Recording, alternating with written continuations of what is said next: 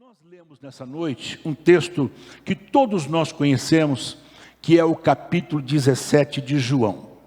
Mas é interessante que esse texto, ele marca algo fantástico para a vida da igreja.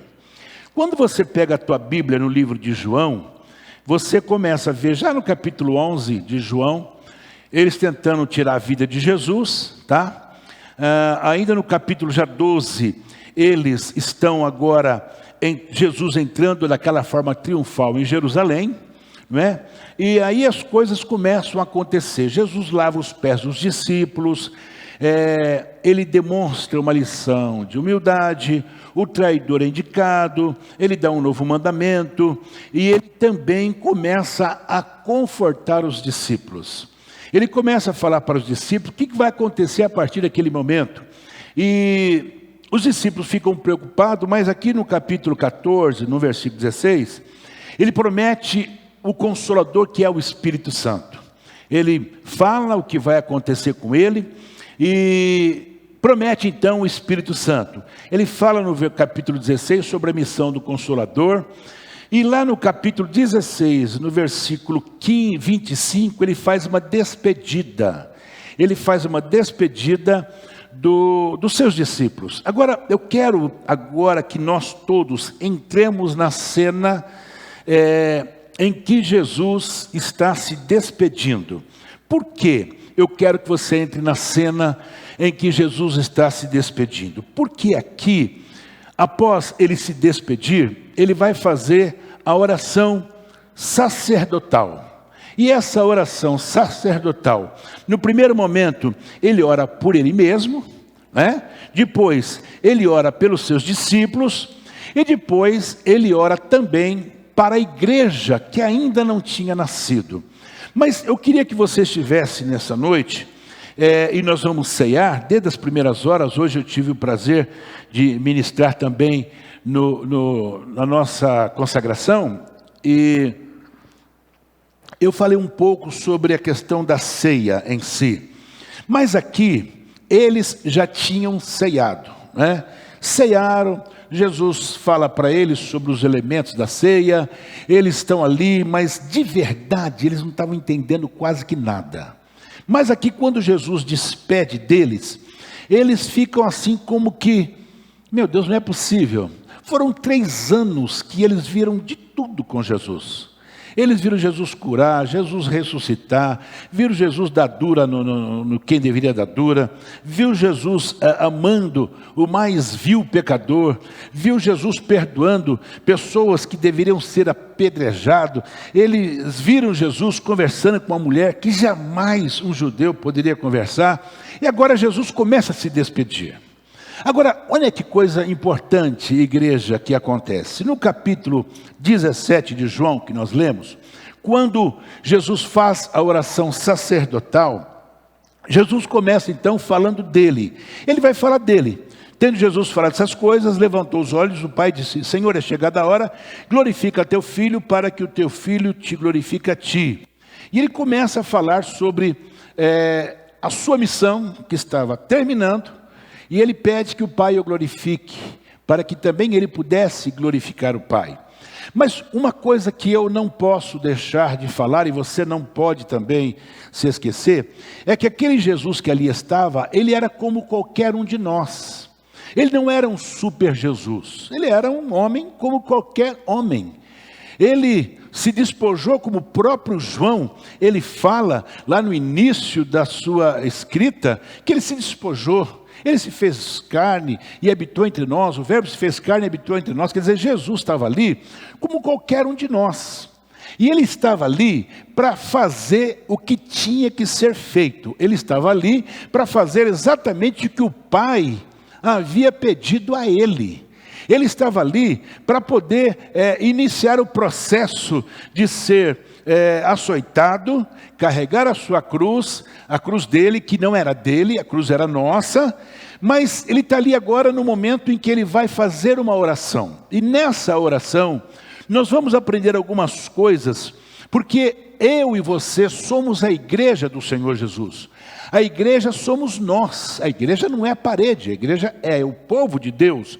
Então, quando você lê esse texto, você vai encontrar algumas coisas que você fala, puxa vida, eu nunca me atentei para isto. Por quê? Jesus estava encerrando o seu ministério aqui na terra. Ainda que ele tinha muita coisa para fazer, mas ali como homem normal, ele estava encerrando. Mas ele não poderia encerrar os seus últimos dias como homem normal, sem que antes ele suplicasse ao Pai pelos discípulos, pela igreja. Ainda que a oração que ele faz para os discípulos, no primeiro momento dá a entender que é só para os discípulos, não, é para nós também. Por quê? A partir do momento que ele morre e ressuscita, nós começamos a partir de então ser o discípulo de Jesus. A Bíblia diz que nós somos e nós temos um único objetivo aqui na terra, fazer discípulos. Então esta oração que é voltada para os discípulos também é voltada para nós, também serve para nós. E uma das coisas que ele fala é o seguinte, olha, pois lhe deste autoridade sobre toda a humanidade, para que conceda vida eterna a todos os que lhe deste. Muito bem, a igreja, irmãos, ela é um organismo vivo, é o corpo de Cristo, é o lugar das coisas espirituais, lugar de vida eterna. Nós não podemos virar as costas para a igreja do Senhor Jesus, de forma nenhuma. Por quê? Porque esta igreja, ela tem autoridade. Você entende isso? A igreja tem autoridade? Lógico que tem autoridade. O texto de Salmo diz, colocarão as mãos, pegarão em serpente e não vai lhe causar dano algum. Não diz isto? 1000 cairá ao teu lado, 10.000 à tua direita, e você não vai ser atingido. Por quê? A igreja do Senhor, ela tem autoridade. Nesse tempo em que nós estamos vivendo, nós estamos nos esquecendo desta autoridade. Nós estamos esquecendo que Jesus, ele foi, mas ele disse assim, eu vou, mas eu vou mandar o Consolador. E este Consolador, ele não está nas portas da igreja, ele não está lá na esquina, ele está aqui dentro, porque ele está dentro de você. O Espírito Santo mora em nós. Você crê assim? É isto mesmo? O Espírito Santo mora em nós, igreja. O Espírito Santo, ele habita naquele que aceitou a Jesus como seu Salvador, naquele que declarou que Jesus Cristo é o Senhor, naquele que um dia confessou os seus pecados. Então, você tem autoridade de Deus. Você precisa receber isso no nome de Jesus. Autoridade? Você tem autoridade. Nós vivemos uma época em que nós deixamos de ver muitas coisas que nós víamos no passado. E a gente começa a usar as interrogações. Irmão, se você não entender que você tem autoridade espiritual dada pelo Senhor, você não vai vencer as ondas da vida, você não vai vencer os desertos da vida, você não vai vencer as dificuldades da vida. Mas quando você tem autoridade, você ora com autoridade, você expulsa o demônio com autoridade, você dá uma palavra com autoridade. Por quê? Porque você é a igreja de Jesus. E a igreja de Jesus, ela não é qualquer coisa não, ela é a noiva de Jesus. Onde está a noiva de Jesus? Está aqui a noiva de Jesus. Se você é noiva de Jesus, glorifica a Deus, porque você tem o quê? A autoridade espiritual, dada por quem? Dada pelo Senhor Jesus. Uma outra marca da igreja. A igreja, ela tem conhecimento espiritual, conforme ele relata no próprio versículo 3. E a vida eterna é esta: que te conheçam a ti, como único Deus verdadeiro, e a Jesus Cristo, aquele que tu enviaste. Que conhecimento é esse? Se eu não me engano, eu escrevi um artigo no jornal hoje, acho que deve ter saído hoje, ou foi domingo passado, eu nem me lembro mais se foi hoje ou foi domingo passado, mas eu dizia mais ou menos isso. Essa questão do conhecimento. O que o mundo... O que está acontecendo com o mundo? A Bíblia diz que o mundo jaz no maligno, mas hoje o mundo ele enfrenta muitas dificuldades em muitas áreas, seja ela pessoal, seja ela particular, seja ela com a família, não importa, hoje o mundo está virado. Agora, nós podemos até passar por dificuldades, mas tem uma coisa: nós temos conhecimento, nós temos convicção plena de quem é o nosso Deus. Nós sabemos quem é o Cristo que morreu na cruz. Nós sabemos a quem servimos. Quando você tem esta convicção, esse texto ele cai bem. Olha, que te conheço a ti como o único Deus verdadeiro e a Jesus Cristo. Se você tem este conhecimento, se você declara que Deus é o teu único Deus e que Jesus Cristo é o verdadeiro caminho, você vai para frente, você vai vencer, você vai passar por cima. Por quê? Você tem conhecimento de quem é o teu Deus. Quando você pega no Velho Testamento, você vai encontrar algumas passagens que chamam muito a nossa atenção. Quando Moisés chega diante do mar, e ele está ali olhando para o mar fechado, e Faraó com seu exército atrás. Ele está ali, e é natural que o povo entra num desespero total, porque eles não tinham arma, eles não tinham preparo de guerra, eles não tinham absolutamente nada. E Moisés está ali: o que eu faço agora? O que eu faço? E Deus diz: o que você tem na mão? Eu vara. Então usa a tua vara, meu filho. Usa a vara que as coisas vão virar. E ele bate nas águas e as águas se abrem. Moisés já tinha tido a experiência com aquela vara, lá com o próprio Faraó. Quando a vara dele se torna uma serpente, aí os mágicos de Faraó também fizeram com que uma vara se tornasse serpente. Mas só que a serpente de Moisés comia as demais varas, demais serpentes.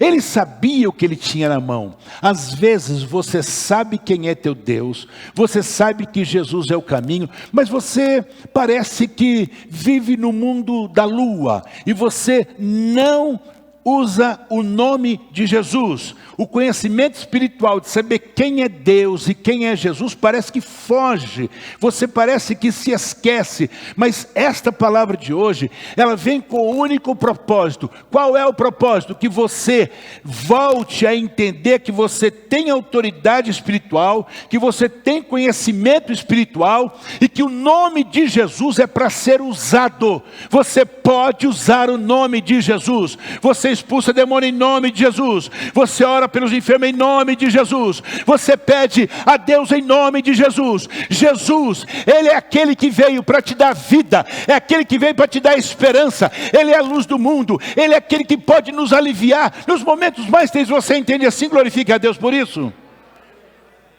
Igreja, o que falta para nós? Falta nós termos entendimento de que nós temos autoridade e de que nós conhecemos o Cristo que nós aceitamos. Ô irmãos, o que está faltando? Faltando isto. Está faltando exatamente isto.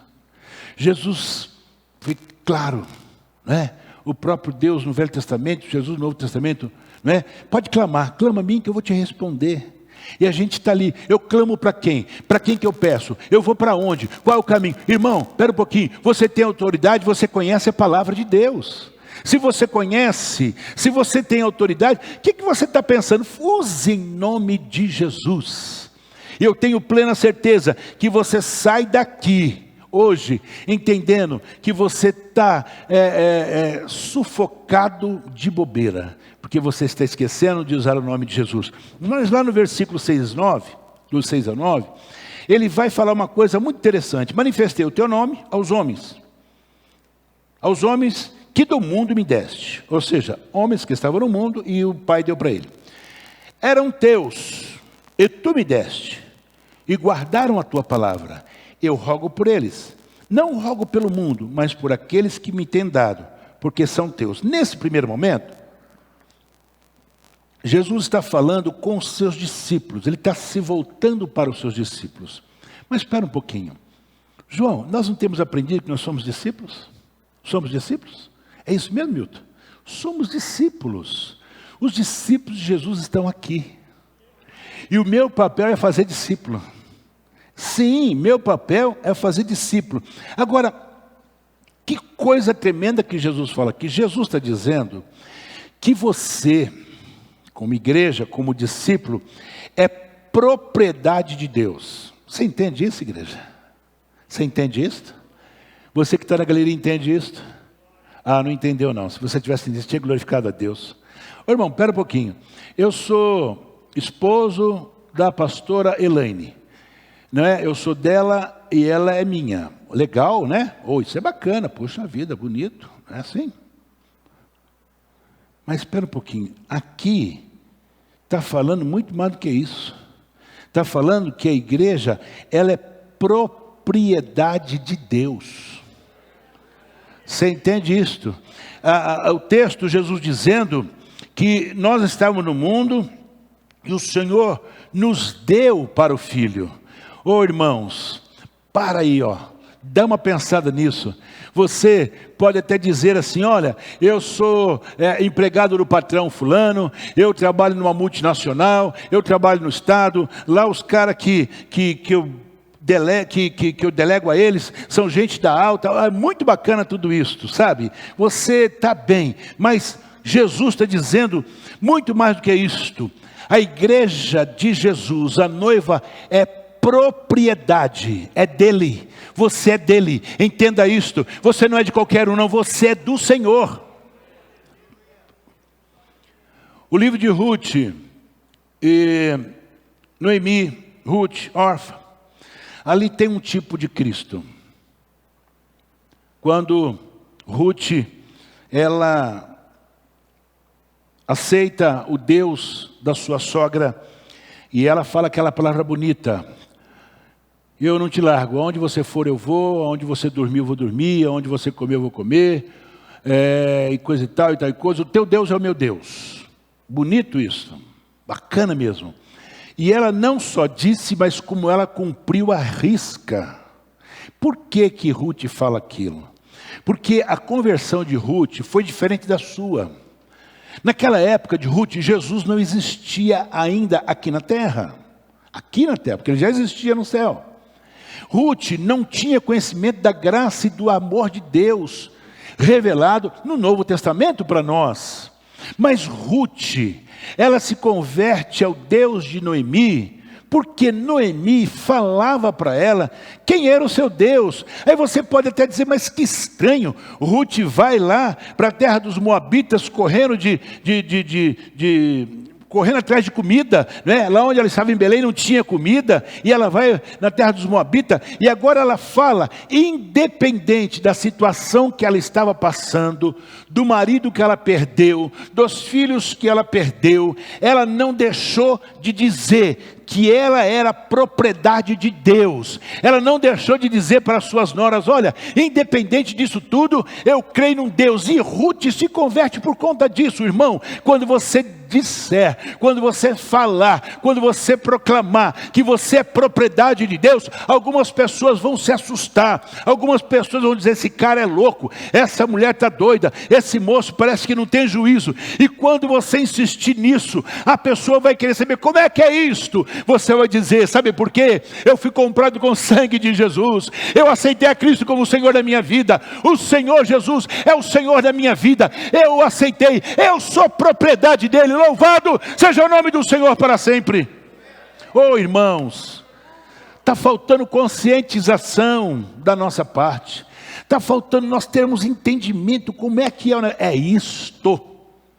Você precisa ter esta convicção plena na sua vida. Você tem autoridade espiritual, você tem conhecimento espiritual de quem você é, e mais do que isto, você tem que ter convicção de que você é propriedade de Deus. Louvado seja o nome do Senhor. Coisa boa demais.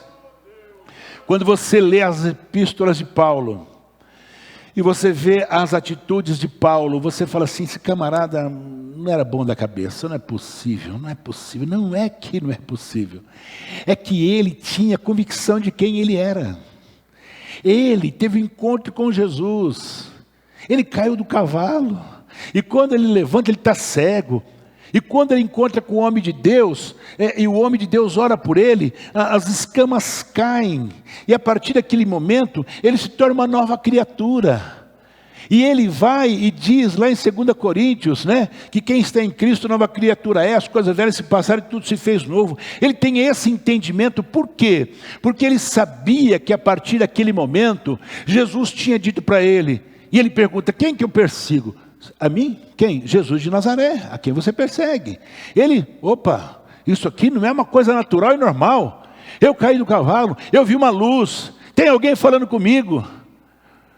Quando ele volta a ter as suas vistas normais, ele começa a ter entendimento de que ele, a partir de então, não era simplesmente um Saulo, não, agora era Paulo, e ele era propriedade do Senhor. O que Paulo faz, o que Paulo fez, demonstra que ele tinha convicção plena de quem ele era, a autoridade espiritual que ele tinha, o conhecimento espiritual que ele tinha, e ele sabia quem ele era propriedade do Senhor. E como é que nós podemos atestar isto? Quando ele está indo para que seu pescoço fosse arrancado, a sua cabeça do corpo, ele fala com clareza, combati o bom combate, acabei a carreira, guardei a fé, só me resta uma coisa, a coroa da vida. Aleluia! Louvado seja o nome do Senhor. Isto é convicção plena, irmãos. Irmãos,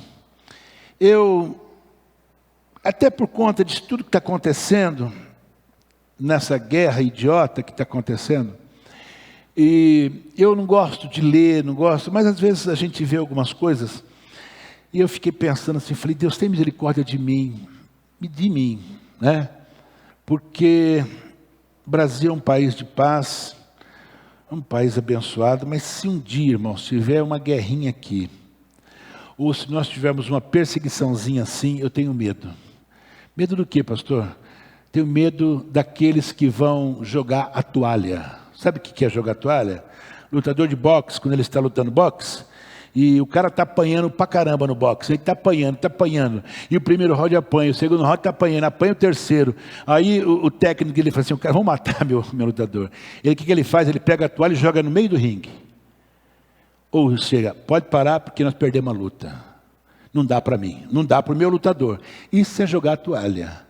Então, não joga a toalha não. Cuidado, não jogue a toalha. Você é propriedade do Senhor. Pedro foi claríssimo. Pedro disse isso com ênfase. Somos o quê? Nós somos nação santa, povo adquirido, não é? Nós somos sacerdote do Senhor. Nós somos o povo que Deus separou e nos escolheu para um dia herdarmos o céu. E Ele te escolheu porque você recebeu Jesus como Salvador da tua vida. Foi por isso. Que mais?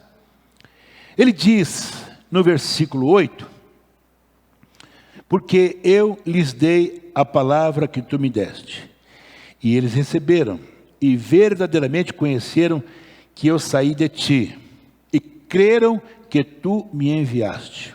A igreja, ela é um grupo de homens e de mulheres de fé.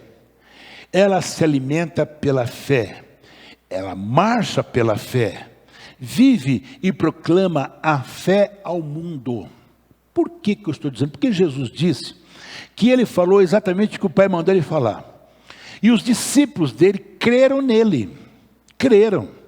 Eles creram que tu me enviaste. Você está aqui hoje? Você vai participar da ceia? É porque você crê. É isso mesmo. Você crê? Você tem dúvida? Se você tem dúvida, nem participa da ceia. Mas se você está aqui e você saiu da sua casa, se levantou pela manhã, ontem à noite, você falou, puxa, amanhã é a ceia do Senhor, eu vou me preparar para isto. É porque você creu o que Jesus disse. Você creu que um dia alguém falou de Jesus para você, não importa se foi seu pai, sua mãe, ou se foi um colega, se foi um amigo, alguém disse para você, você recebeu Jesus e você está aqui hoje porque você tem fé. E a fé é o firme fundamento das coisas que não se vê, mas se espera. Eu não vi Jesus, eu não andei com Ele, mas eu espero nele. Ele é o meu Redentor, louvado seja o nome do Senhor. É Ele, glória a Deus. Nós visitamos hoje, eu e o pastor Eli, a irmã Isabel, esposa do pastor José Macário, né? Estivemos lá hoje. E uma irmã que tem sofrido muitas enfermidades. Ela tem um reumatismo difícil. E fora isso, aqueles desgastes que é natural de uma pessoa já com uma certa idade. E falando comigo, e falando com o pastor Eli, o esposo dela, a filha dela. E ela está falando, eu estava sentado assim no sofá, o pastor Eli também sentado. Daqui a pouco eu, assim como que, quase que levantei do sofá e fiquei olhando bem para o rosto dela. E meu coração se alegrou. Pô, pastor, a mulher está contando um monte de problemas, você se alegrou. Me alegrei. Sabe por que eu me alegrei? Porque ela contando tudo aquilo para nós. Contando alguns episódios que passou com os médicos. O médico queria operar ela e disse para ela assim, vou te operar, tá? Mas não garanto. Pô, que médico é esse? Não foi assim, pastor Eli? 2 cirurgias, né? O médico falou, vou operar, mas não garanto. Aí ela falou, pera um pouquinho, moço. Se o senhor não garante, por que eu vou operar? Ué, o senhor tem que me dar uma garantia. E ela falou, pastor, eu confiei no Senhor. E a expressão da irmã Isabel demonstrava uma coisa. Demonstrava que ela vive pela fé. Acabou. Está doendo? Tá, eu vivo pela fé. Estou sofrendo? Estou, eu vivo pela fé. Irmão, em nome de Jesus. Foi o que Jesus disse aqui, que a igreja dele vivia pela fé. Se você é igreja, levante a sua mão e diga, Senhor, eu vivo pela fé. Eu vivo pela fé. Irmão, se você não tem fé, você é como uma folha que cai, e o vento leva para cá e leva para lá. Mas se você tem fé, as coisas vão acontecer na sua vida. Você vai alcançar os objetivos que você tem traçado com a ajuda de Deus. Você vai ver os seus filhos novamente na igreja, você vai ver a sua esposa na igreja, você vai ver o seu marido na igreja, você vai ver os teus que você ama voltando ou aceitando Jesus. Por quê? Porque você vai exercitar a sua fé, e quando nós exercitamos a fé, alguma coisa acontece, porque o nosso Deus é o Deus de milagre. Louvado é o teu nome, aleluia. Nós precisamos crer nisto, nós precisamos crer nisto. A igreja do Senhor, ela vive de verdade pela fé. No versículo 13, no versículo 16 a 17, Jesus ele fala que a igreja dele tem alegria. Ele fala que a igreja dele vive em santidade. E ele fala também que a igreja dele tem um discipulado como estilo de vida. Olha só. Agora, a primeira coisa que ele fala é que a igreja dele tem alegria, lá no versículo 13. Mas agora vou para ti, e isto falo no mundo, para que eles tenham a minha alegria completa em si mesmo. Aí você fala assim, mas tem alguma coisa aqui que não está batendo. Jesus estava pronto, ou se aprontando para morrer. E ele sabia exatamente o que ia acontecer com ele. Como é que ele sabia? Ele não era um homem como qualquer um de nós, ele era um homem como qualquer um de nós. Só que ele conhecia o livro de Isaías, capítulo 53. Ou não conhecia? Ele sabia. Juliana, ele sabia de ponta a ponta o que estava escrito lá no capítulo 53 de Isaías. Ele conhecia, porque ele chegou uma certa vez no templo, e ele citou o livro de Isaías. Ele conhecia o livro de Isaías. E ele sabia que tudo aquilo que o profeta Isaías fala no capítulo 53, iria acontecer com ele. Então ele sabia. Agora, que alegria que é esta? Que alegria que é esta, que você está indo para a morte, e você fala de alegria? Opa, é alguma coisa que não bate aí. Irmão, é aí que está a diferença. Então vereis a diferença entre o justo e o injusto, o que serve a Deus e o que não serve. Independente do teu sofrimento, das tuas dores, dos momentos que você passa, a alegria que ele fala aqui, não é esta alegria terrena. A minha vida que é 70, 80, que passar disso é só cansaço e fadiga. A minha alegria não está porque a minha coluna parou de doer. A minha alegria não está simplesmente porque os meus problemas foram resolvidos. Não, a minha alegria é saber que o meu nome está escrito no livro da vida. A minha alegria que é saber que independente de que amanhã eu passo passo, amanhã ou depois eu vou passar desta vida, eu sei que o céu me espera, os braços do Senhor me espera. A alegria do crente, irmão, não está aqui não. Aqui a gente trabalha, conquista, mas a alegria, independente das situações, é que nós um dia vamos morar no céu. E se você crê nisso, glorifique a Deus, porque você vai morar no céu. Aleluia!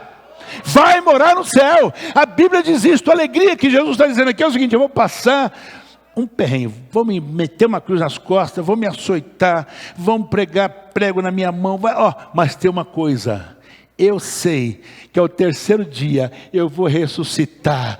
Aqui ele começa dizendo: Senhor, glorifica o teu filho para que eu possa te glorificar. Ele sabia que o pai não ia deixar ele na mão não. Ele sabia que o pai não ia deixar ele numa cova não. Ele sabia muito bem que o pai iria ressuscitá-lo para que a humanidade pudesse entender e conhecer que este Cristo não era um Cristo qualquer não. Era o próprio Deus que pisou nesta terra com uma única finalidade: dar a você e a mim esperança, e mais do que esperança, alegria de saber que o nosso nome está lá e nós vamos para o Senhor. Louvado seja o nome do Senhor para sempre. E ele fala que a igreja dele, no versículo 16 e 17, que nós não somos do mundo, assim como eu não sou do mundo. Santifica-os na verdade, a tua palavra é verdade. Pastor, como é que é esse negócio que nós não somos do mundo? Não, eu não sou, nem você. Mas nós aqui moramos no planeta Terra, né? Aqui nós temos ar para respirar, a gente tem água para beber, e os homens procuram direto em outros planetas água e não acha, né? E lá não tem o ar para você respirar, porque eles sabem que esse mundo aqui, qualquer hora dessa, vai para o espaço, vai acabar mesmo. E eles ficam procurando planetas que tenham água, que tenham esse ar, para chegar lá e morar lá. Aí muda daqui para lá. Como é que eu não sou do mundo? Não. Você é do mundo enquanto você não conheceu Jesus. Depois que você aceita Jesus, irmão, você já era. Você é do Senhor. Você é peregrino aqui, você está aqui por um tempo, já falei sobre isso, você é embaixador. Embaixador de quem? De Jesus aqui, você representa Jesus aqui. Você não é desse mundo, o seu mundo é outro, é aquele lá em cima. O Senhor te espera. Nós estamos aqui de passagem.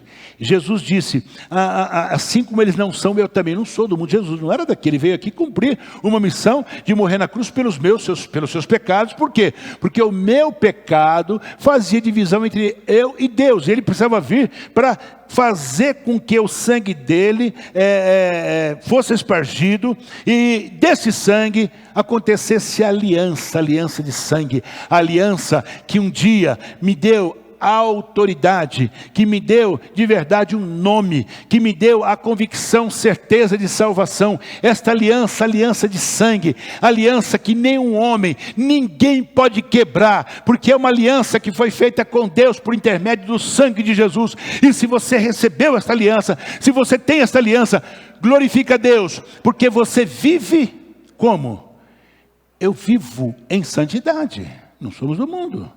Não praticamos o que o mundo nos oferece. Não, nós somos pessoas que estamos no mundo, mas nós não vivemos no mundo. Então, você é uma igreja que vive em santidade. O que é viver em santidade? Separado do mundo, nada mais do que isso. Eu estou separado do mundo. Eu vivo aqui, mas eu não me entrego às coisas do mundo.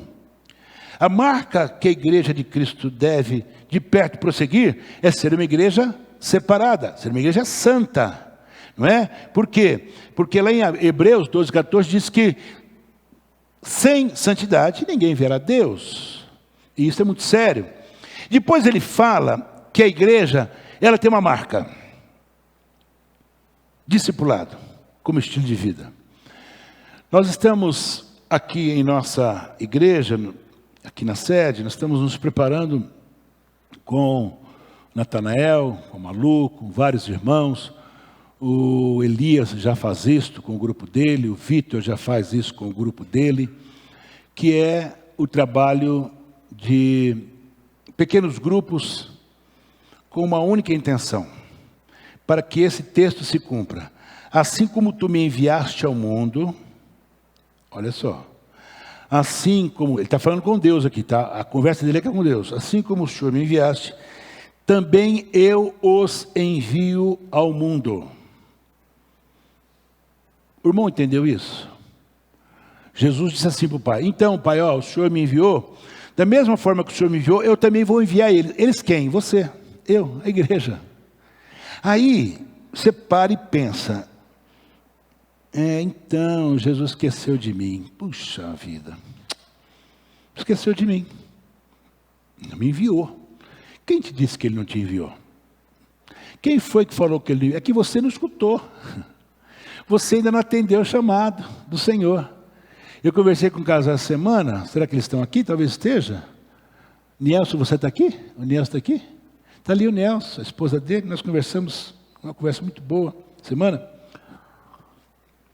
E eu gostei de uma coisa que a esposa do Nelson falou. Ela falou: pastor, o senhor não sabe como eu e meu esposo temos se preocupado com aquilo que o senhor tem falado no púlpito. O que foi que eu falo? Sobre essa questão da gente gerar ovelha, sobre essa questão da gente falar de Jesus, não é? Nós estamos muito parados. Não foi isso, Nelson, que a sua esposa falou para mim? Ela está aí? Está ali. E eu falei: glória a Deus por isso. Oh, irmão, que você também tenha a mesma preocupação que a serva de Deus teve. Puxa vida, Jesus está dizendo que o Pai o enviou e Ele me enviou, só que cadê a senha? Não tem senha, irmão. A senha é o sangue dele. A senha é você ter aceitado a Jesus. A senha é você ter descido as águas batismais. A senha é você ter prometido fidelidade. Esta é a senha. A partir daí, eu disse que você é embaixador, eu disse que você é peregrino. Eu disse, não, a Bíblia diz, né? Então agora é só você fazer assim, ó, opa, vamos lá. O que é para fazer? Eu vou dizer uma coisa a você aqui nesta noite. Jesus, ele tinha umas tiradas que você fala assim, ele podia ficar quietinho, né? Mas ele fala: a árvore que não der fruto, eu jogo água. É isso? Não é não, João? Ele corta. Ih, agora lascou tudo, irmão. Eu pensei que ele, não está dando fruto. Joga água. Não deu fruto. Não deu fruto? Então, pera um pouquinho. Pega lá com o que corta a árvore? Com serrote? Serrote, né? Machado, serrote. Mete o machado. Acabou. Não vai fazer, não vai acabar com tudo. Então, irmão, ou irmã, moça, nós vivemos para além de nós mesmos. Você não pode viver no seu mundinho.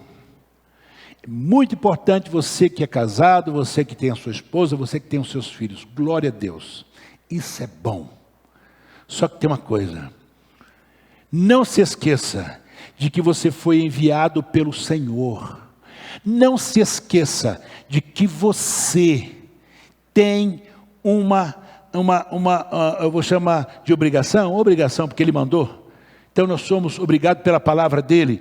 Você está aqui porque Ele te enviou. Só que Ele te enviou e você nem entrou no trem.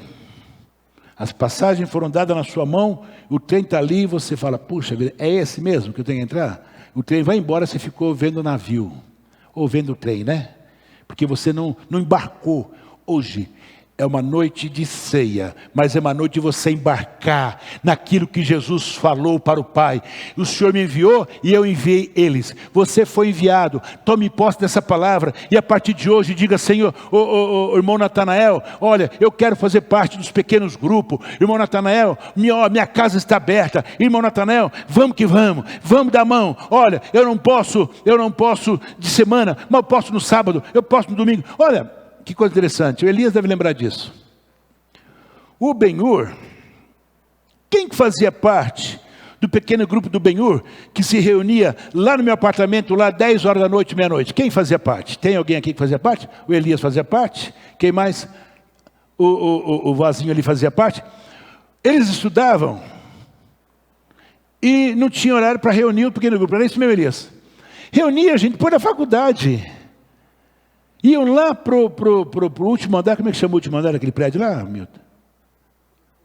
Cobertura do prédio. Lá tinha uma estrutura bacana, beça. Iam para lá.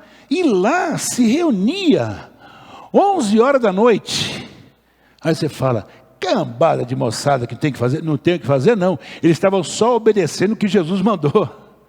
Eles tinham entendido que eles foram enviados, e se nós formos enviados, vamos nos reunir, vamos cantar, vamos conhecer a palavra e vamos ganhar almas para Jesus. Irmão, você foi enviado? Tem alguém enviado aqui?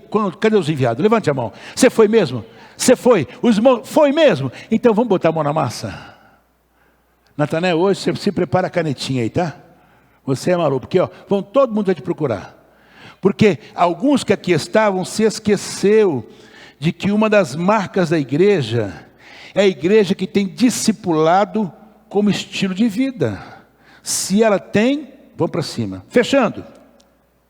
Jesus fala no versículo 21 e no versículo 26, que esta igreja que ele morreu por ela, e que agora é noiva dele, tá? Tem essa boa também. Ela vive em unidade. Ela pratica o amor. Por ela viver em unidade, e falar em unidade parece ser uma coisa da antiga, né? Mas, se você não tiver unidade, irmão, a casa caiu, tá? Ele fala assim, para que todos sejam um. Todos quem? Você, eu, os irmãos aqui, orquestra, grupo de louvor, nós somos um. Não existe divisão no corpo do Senhor Jesus. Eu fico muito preocupado quando, então, né, pastor, eu não vou muito com a cara do Miltinho não, tá? Ainda mais que o Miltinho está parecendo crente hoje, olha que coisa bonita. Não vou com a cara do Miltinho não. Não, de jeito nenhum. Não. Eu? O Hélio? De jeito nenhum. Não. Mas espera um pouquinho. Aonde que vai ser o pequeno grupo? Vai ser lá na casa do Japa. Não, no Japa eu não vou. Mas por que não? Não vou muito com a cara do Japa não. Espera um pouquinho. Ué, que isso, irmão? Você não vai com a cara do irmão? Você está fulminado. Nós somos um em Cristo. Aqui não tem branco, aqui não tem preto. Aqui não tem A, não tem B. Aqui tem a igreja de Jesus Cristo. A igreja, ela tem unidade para que todos sejam um. Assim como tu, ó Pai, és em mim e eu em ti, que também eles, igreja, sejam um em nós, para que o mundo creia que tu me enviaste. Você entende isto? Nós estamos vivendo um momento agora, e esse ano vai ser um ano terrível. Pensa no ano difícil, vai ser esse. Tem eleição para presidente, tem eleição para senador, para deputado federal, deputado estadual, governador, tem tudo isso, né? E agora, irmão, que a gente precisa se firmar na palavra. É agora. Por quê? Porque nós somos um. Sabe? Não pode puxar para cá. Eu não estou falando aqui de partido político, não estou falando aqui de candidato A, candidato B, tá? Isso é uma opção de cada um. É uma opção de cada um. Eu estou falando da unidade da igreja. O que o senhor quer dizer com isso? Eu quero dizer com isso que se o irmão for votar no candidato A e você for no candidato B, você tem que olhar ele como teu irmão em Cristo. Você entendeu isso? Não, mas, irmão, olha o teu irmão em Cristo. O voto é uma opção particular de cada um. Eu não posso influenciar você, você não pode me influenciar. Agora, eu não posso perder a amizade com o pastor Zé Alves, porque ele votou no candidato B e eu no A. Aí, a minha unidade com ele acabou. O que é isso, irmão? Não existe isso. Nós somos um em Cristo. Deixa a política de lado e vamos viver a igreja de Jesus. Vamos deixar essas coisas de lado. Mas a seleção também vai jogar. Irmão, a seleção já faz tempo que não dá alegria para nós, né? E não vai ser esse ano não, tá bom? Não vai ser esse ano não. Então, deixa para lá. Vamos olhar para Jesus. Vamos se unir com um propósito. Qual que é o propósito? Fazer o quê? É isso mesmo? Vamos fazer discípulo. Vamos ganhar filhos. Olha, hoje, mais uma experiência que eu e o pastor Eli vivemos. Foi, pastor Eli? Fomos numa casa. Chegamos lá. E não era para mim ir naquele dia, naquela casa. Não era para ir hoje. Era para ter ido semana passada, não é isso? E eu fui hoje. Chegamos nessa casa e deparamos com um quadro de uma pessoa que deu Pai do Senhor para nós, não deu? Pai do Senhor, pastor, Pai do Senhor, bacana. Aí A perguntinha que vale $1.000.000. Oh, de onde que é a irmã? Qual congregação? Estou desviada. Foi assim? Desviada? Vai falar isso para um pastor? Fala, nós deixamos barato, pastor? Mano, eu nem ia tomar café lá na casa, porque era quase na hora do almoço. Eu agora vamos tomar café. E comi bolo. Não vou nem falei para a Helene que eu comi bolo doce. Porque se falar, o pau come. Né? Que eu não posso comer doce. O pastor comeu só um pedacinho de bolo, não comeu doce não. Mas eu queria falar de Jesus para aquela mulher. Irmão, eu e o pastor Eli ficamos comovidos. O senhor não ficou comovido? Quando as lágrimas começaram a cair daquela senhora. E ela contando o problema dela para nós, não foi? Assim, abertamente. Casada, com 2 filhos. Eu fiquei ali, eu disse para ela, senhora, a senhora a partir de hoje, teu marido, ele estava trabalhando, a senhora está no meu joelho a partir de hoje. E pode ter certeza, eu vou ver o dia que teu marido está em casa, eu quero conhecer ele. Foi assim que eu disse? Porque eu vou falar de Jesus para ele. Porque, irmão, é uma alma. Ela vale mais do que o mundo inteiro. Eu, de verdade, eu não sei se eu conhecia aquela moça antes, porque ela disse que frequentou uma das nossas igrejas. Eu não sei se eu a conhecia, mas independente se eu a conhecia, independente se eu tinha amizade com ela, é uma alma. Agora eu estou falando de uma pessoa que eu conheci hoje. Agora imagine seu filho, imagine seu marido, imagine a sua esposa, imagine pessoas que você ama e estão distantes, estão longe, e você está assim, ó, Jesus, pode vir, tá bom? Eu estou aqui preparado. Você está preparado nada, irmão. Você está esquecendo que aquele teu parente, teu amigo, aquela pessoa precisa falar, precisa ouvir de Jesus. Ah, pastor, eu já não aguento mais falar, o cara não quer nada, problema dele. Eu vou bater, porque a Bíblia diz, bater, dar-se-vos-á. Eu preciso bater. Então, quando Jesus diz que a marca da igreja é a unidade, e que uma das marcas, como ele fala no versículo 26, é o amor, acabou. Olha o que ele fala aqui. E eu lhes fiz conhecer o teu nome, e lhe farei conhecer ainda, para que haja neles aquele amor com que me amaste, e também eu neles esteja. Evangelho é o quê? É amor. Unidade, amor, andam junto. Discipulado, está tudo junto. Santidade, está tudo junto. Que nós tenhamos entendimento do que Deus está falando. Que nós tenhamos entendimento de que nesta oração do capítulo 17 de João, Jesus tinha uma única preocupação. Falar para você, falar para mim, que nós, de verdade, nós temos autoridade espiritual. De que nós conhecemos o plano da salvação, de que nós somos propriedade dele, de que a igreja, ela vive pela fé, de que esta igreja tem uma alegria inefável, de saber que um dia nós vamos para o céu, de saber que esta igreja vive em santidade, de saber que esta igreja, que seu estilo de vida é discipulado, e que nós somos unidos nele, para ele, em amor. Baixa a cabeça, nós vamos orar agora. Pai amado, Pai santo, eu quero te louvar, Senhor, de todo o meu coração e de toda a minha alma, porque o Senhor tem sido misericordioso para comigo, para com a tua igreja, e que nós saiamos daqui hoje, entendendo, Senhor, que nós somos a igreja, e que nós não nos esqueçamos, de forma nenhuma, de que nós somos de verdade a igreja de Jesus. Pai, tenha misericórdia de nós. É o que eu te peço no nome de Jesus. Amém. Vamos em pé, irmãos.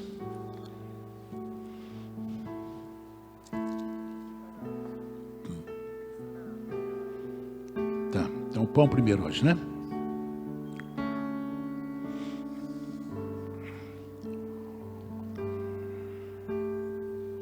Mateus 26, é aquele momento que Jesus está reunido lá, naquele ambiente que ele pediu para que o povo, que seus discípulos arrumassem.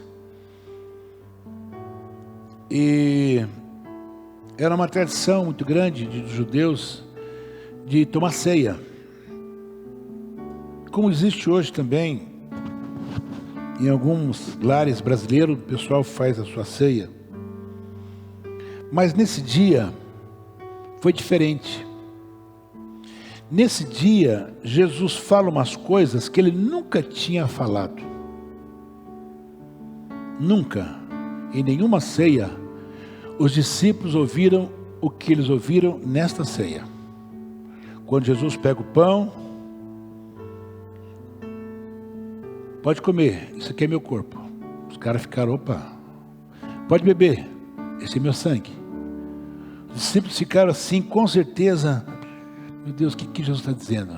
Ainda que Jesus já tinha dito para eles o que ia acontecer, mas eles estavam ainda aqui voando. Irmão, não voa não. Paulo, no capítulo 11, ele fala, fazei isso em memória de mim. Primeiro Paulo fala assim, o que eu recebi do Senhor também vos ensinei. Então veja só, Paulo não falou por falar, ele falou porque ele recebeu do Senhor. Quando ele fala eu recebi do Senhor, foi o próprio Senhor que deu a ele as instruções. Fazer isso em memória de mim. Memória de quem? De Jesus. Do que ele fez por nós. Do que ele fez por nós.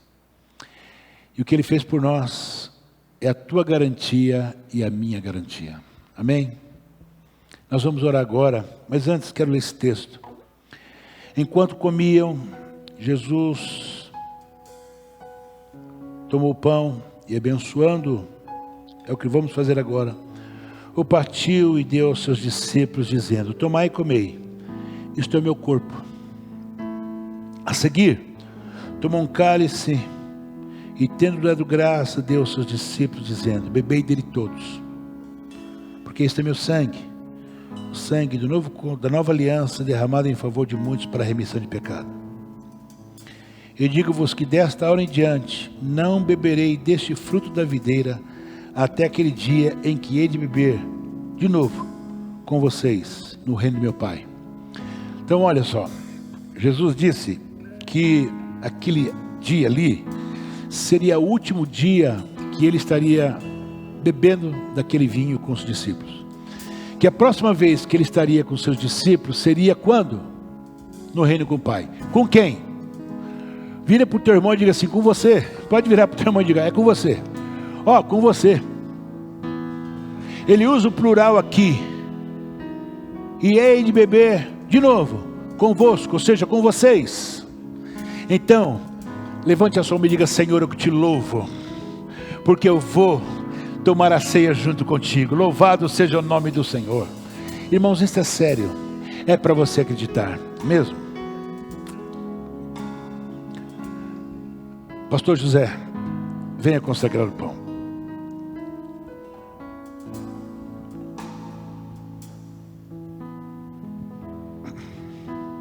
Oramos, Pai querido, em nome do Teu Filho Jesus. Sim, Senhor. Estamos gratos por esse momento maravilhoso, a qual vamos fazer parte desse corpo e do Teu sangue, Pai.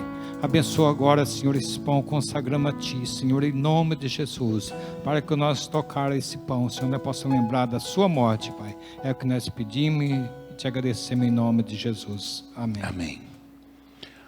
Ao receber o pão, sente-se, esteja orando e depois nós vamos comer todos juntos, ok? Se você está aqui e você não se batizou nas águas ainda, não está em comunhão com nenhuma igreja, por favor se assente. Mas se você é de uma outra denominação e está em plena comunhão, fique à vontade para participar. Poder servir. Ao receber o pão, pegue o pão, se assente orando e glorificando a Deus em todo o tempo, até que todos possamos comer juntos.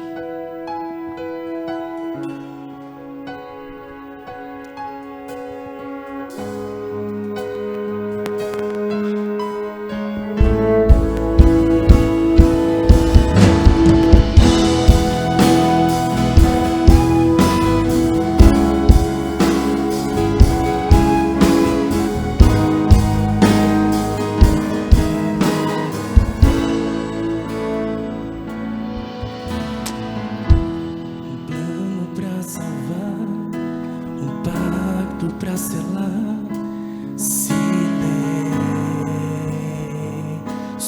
no céu.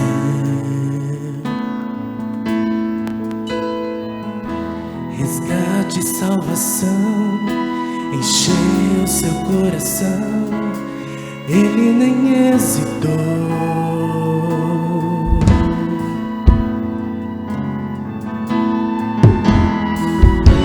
No palco do amor, o autor anunciou a vida, a salvação.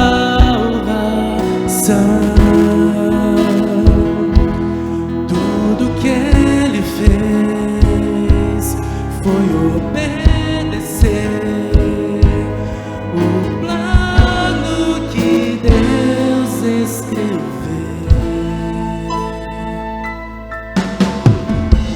E quando a minha história parecia ter chegado ao fim, a sua graça me alcançou.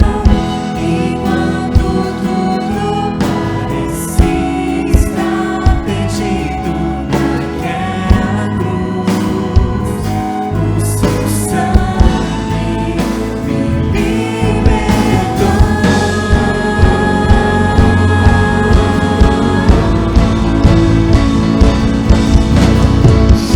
Jesus, um plano perfeito, mistério da graça que me transformou. O seu nome é Jesus, nome sobre todos, veio pra salvar, ele me salvou.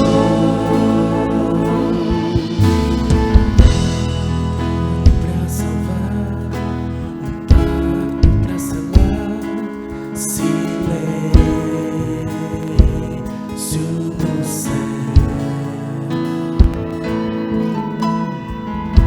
Resgate e salvação encheu seu coração, ele nem hesitou.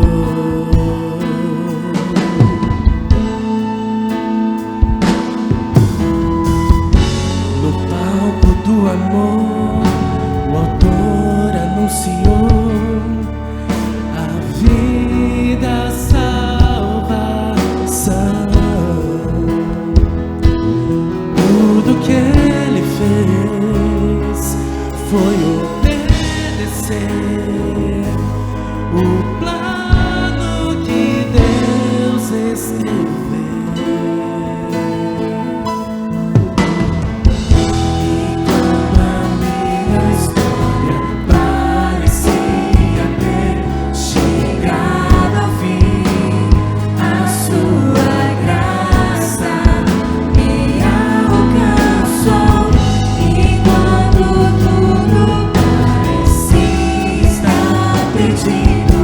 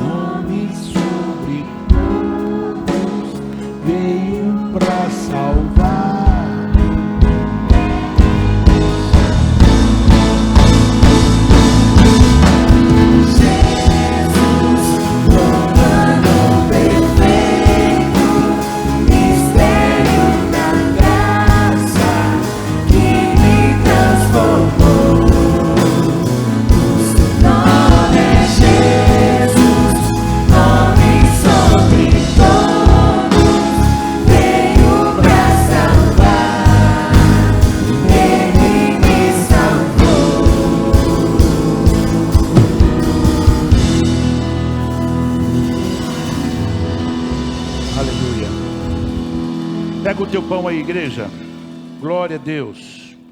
Eu quero que você repita a oração que eu vou fazer agora. Eu disse que aquele momento, enquanto a orquestra aqui, os irmãos do louvor recebem o pão, deixa eu dizer algo. Os discípulos recebem o pão e, como eu disse, eles nunca tinham ouvido Jesus falar aquilo. Agora, eu quero que você compreenda algo extraordinário que estava acontecendo ali. Quando Jesus faz isto, o traidor já não estava mais com eles. Já tinha ido embora. Foi lá entregar Jesus. Não foi por isso que Jesus morreu, não. Jesus não morreu porque o cara traiu. Não. Jesus morreu porque desde o começo do mundo já estava escrito que ele ia morrer. Quando Deus fala para Adão que viria um que pisaria a cabeça da serpente. Então não foi o traidor que fez com que Jesus morresse, mas ele saiu do meio. Quando ele sai do meio, acontece algo extraordinário. Pastor, o diabo também sumiu? Não. Irmão, o inimigo estava durante todo o tempo ali. Lá no Getsemane, antes, também estava lá. Agora, eles pegam o pão e Jesus vai dizer, este é o meu corpo. Nem o diabo teve entendimento do que Jesus estava dizendo. Mas Jesus estava dizendo, a partir de agora, o meu corpo, ele vai ser erguido numa cruz. Ele vai ser dilacerado. Mas tem uma coisa, a partir de agora, vocês estão salvos e perdoados no nome de Jesus. Então repita comigo assim, Senhor Jesus, eu te agradeço. Parece que tem gente que não está falando, eu quero que você fale. Senhor Jesus, eu te agradeço pelo teu sacrifício na cruz do Calvário, que me deu direito de ser chamado seu filho. E hoje eu declaro ao mundo, ao inferno, que Jesus Cristo é o Senhor. Amém. Pode comer com alegria.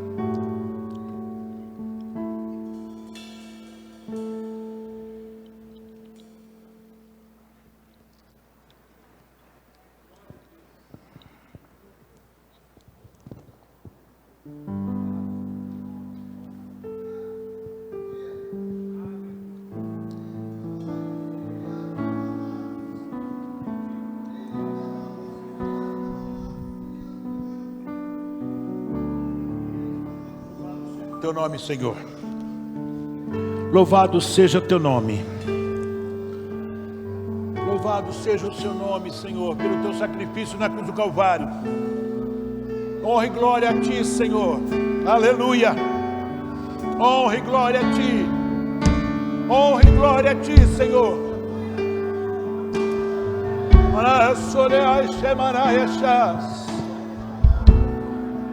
Honra e glória, Senhor, a ti.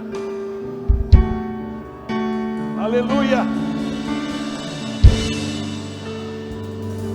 Aleluia.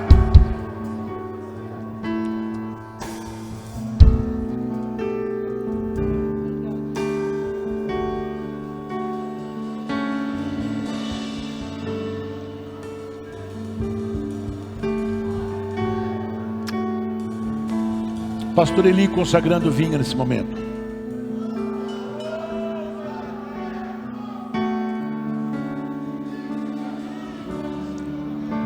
Aleluia, aleluia. Pai Santo, nesta hora, ó Deus eterno tão privilegiado, nesta hora, Pai, tão importante da nossa vida, queremos a Ti, ó Pai, no nome de Jesus, pedir ao Senhor que consagra, santifica esse suco de uva, para que ele passe a ser o símbolo do corpo de Cristo, nosso eterno Salvador.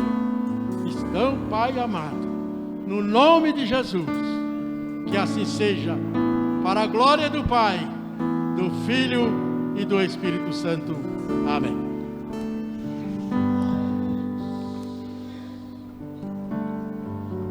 A seguir tomou o cálice, tendo dado graça, deu aos seus discípulos, dizendo: bebei dele todos, porque isto é meu sangue, o sangue da nova aliança, derramado em favor de muitos para a remissão de pecado. Se você está apto para ceiar, ao receber o vinho, beba de imediato, glorificando a Deus. Poder servir.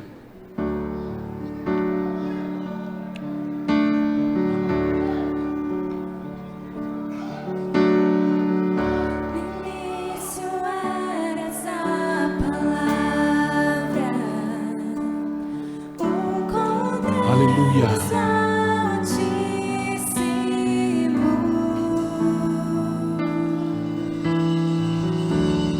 O mistério de tua glória.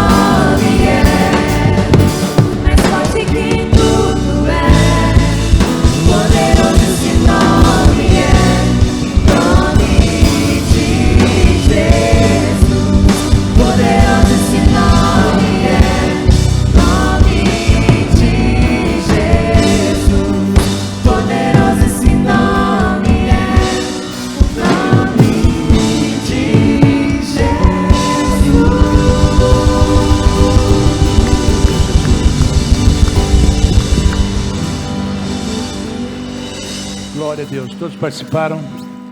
Estão participando aqui? Vamos agradecer a Deus por esse momento que o Senhor tem nos dado. Oremos. Senhor Deus e Pai, nós te louvamos, exaltamos o teu santo nome, Senhor, porque o Senhor é bom e a sua benignidade dura para sempre. Nós te agradecemos porque mais um ano, Senhor, mais um mês, nós estamos rompendo, Senhor, no que tange, Senhor, ao dia em que nós separamos para estar ceando. Nós te louvamos por esse terceiro mês. Nós te louvamos pelas ricas bênçãos que o Senhor tem nos dado. Nós te louvamos, ó Deus, porque o Senhor tem falado aos nossos corações. Nós te louvamos, ó Deus, porque somos filhos, porque de verdade, ó Pai, nós temos uma esperança que o mundo não tem. E hoje, Senhor, ao tomar a ceia do Senhor, nós estamos reiterando a nossa aliança contigo. Toda honra e glória seja dada a Ti. Amém e amém.